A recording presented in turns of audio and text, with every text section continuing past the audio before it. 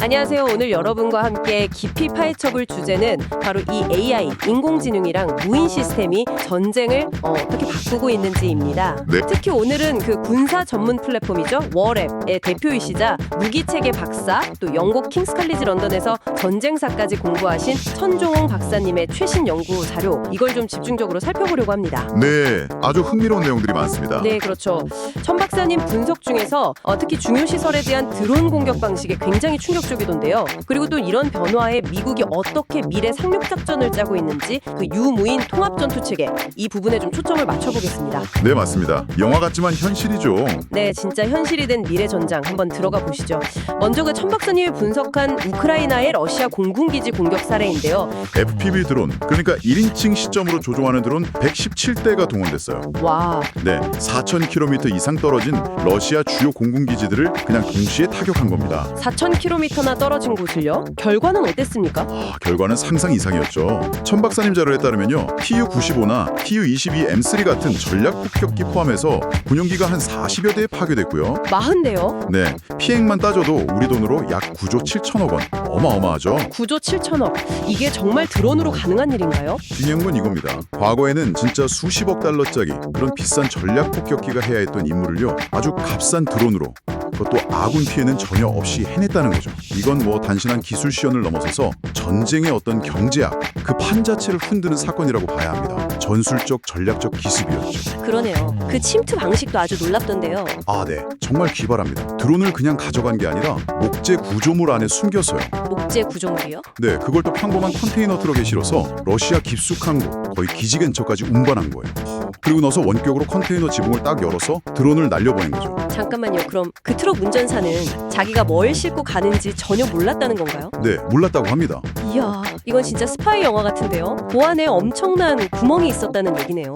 그렇죠. 그리고 통신 방식도 독특합니다. 드론에 심카드를 넣었어요. 심카드요? 네, 우리가 쓰는 그걸로 러시아 현지 이동통신망에 접속해서 그걸로 원격 조종하고 고화질 영상까지 전송받아서 정밀 타격을 한 겁니다. 적의 통신망을 역이용한 거네요. 와, 근데 만약에 통신이 끊기거나 전파 방해를 받으면 어떡하죠? 그런 상황도 있을 텐데요. 네, 바로 그 대비책이 있었던 거죠. AI입니다. 아, 역시 AI군요. 천 박사님 자료를 보면 사전에 AI한테 이동 경로랑 목표물 형태를 학습시켜둔 거예요. 예를 들면 자국 박물관에 있는 소련 폭격기 모형 같은 거예요. 그래서 통신이 혹시 끊겨도 드론이 스스로 판단해서 비행하고 목표물 찾아서 공격할 수 있게 한 겁니다. 자율 비행의 자동 공격까지.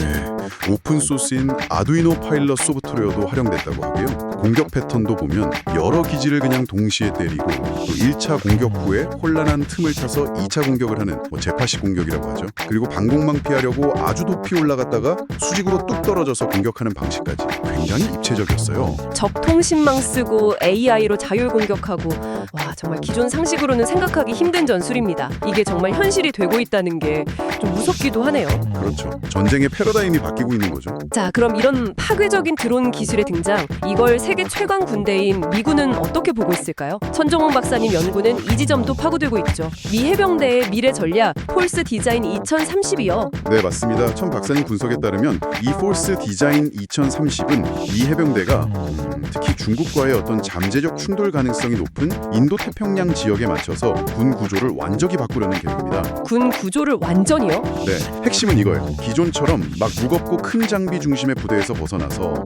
훨씬 가볍고 여러 곳에 분산되고 또 네트워크로 다 연결된 그런 정밀 타격 부대로 바꾸겠다는 겁니다. 특히 상륙작전 할 때 아군 병력 피해를 최소화하는 게 아주 중요한 목표고요. 아, 피해 최소화. 결국 사람을 지키는 방향이군요. 그렇죠. 그래서 유무인 복합체계 이 구축에 거의 사활을 걸고 있습니다. 네, 말 그대로 사람하고 무인 시스템이 한 팀처럼 아주 유기적으로 움직이는 개념인데요. 예를 들면 드론이나 무인 수상정, 무인 잠수정 같은 작은 자율 시스템들을 먼저 위험 지역에 보내는 거죠. 먼저 보낸다. 네, 보내서 정찰도 하고 표적도 식별하고 전자전도 벌이고 심지어는 아군 상륙부대가 도착하기 전에 위험 요소들을 미리 제거하는 임무까지 맡기려는 계획입니다. 개념은 알겠는데 이게 뭐랄까 실제 구현 단계인가요? 아니면 아직 연구 중인 건가요? 구체적인 사례가 좀 있을까요?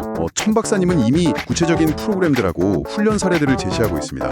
예를 들어서 미국 방고등 연구계획국 달파라고 하죠. 거기도 하는 옵셋 프로그램. 이건 AI가 통제하는 드론하고 지상 로봇대를 운용하는 연구고요. 또 해군 연구청의 유령 함대 고스트 프릿 오버로드 프로젝트는 대형 무인 수상함을 자율운항시키는 겁니다. 유령함인데요. 이름이 재밌네요. 네, 그리고 더 최근 사례로는 림팩 2024 훈련이 있었죠. 여기서 실제로 무인 수상정 QSUV라고 부르는데요. 이 QSUV가 무인 항공기 UAV가 보내준 표적 정보를 받아서 거기에 탑재된 미사일, 우리 비군 같은 무기로 직접 공격하는 시연이 있었습니다.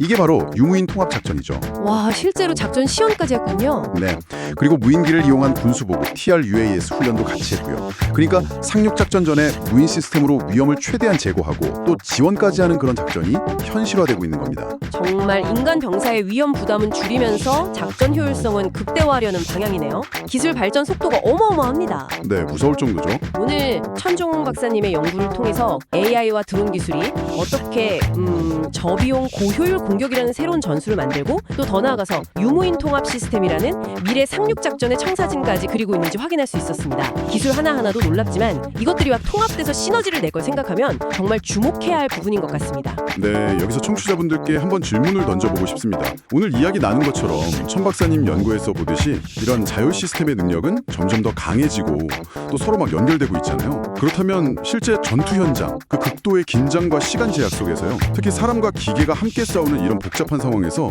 최종적인 판단과 그 책임은 누가 또 어떻게 져야 할까요? 앞으로 인간의 역할은 어떻게 계속 유지되고 또 어떻게 변화해야 할지 한번 깊이 고민해 볼 만한 문제가 아닌가 싶습니다. 아, 정말 의미 있는 질문이네요. 판단과 책임의 문제. 오늘 탐구는 여기서 마무리해야 할 것 같습니다. 다음 시간에 더 흥미로운 주제로 찾아뵙겠습니다. 네, 감사합니다.